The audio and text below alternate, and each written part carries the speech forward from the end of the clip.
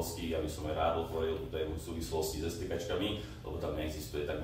povediac, nie žiadna súvislosť, ale žiadna, tak povediac, relevantnosť na to, aby sme sa tu diskutovali o tom, že STKčky majú nejaký zásadný vplyv na dopravné nehody. To môžeme rozobrať, samozrejme je to tak zjednodušenie, ale môžeme to rozobrať hlbšie, pretože to má svoje nejaké úskalia, svoje nejaké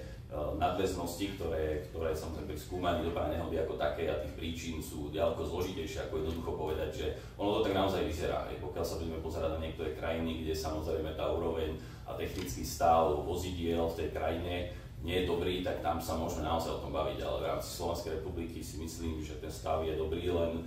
naozaj to prostredie pre vás je zbytočne za mňa chaotické, pretože aj všeobecne jedná sa o službu, ktorá má byť poskytovaná ľuďom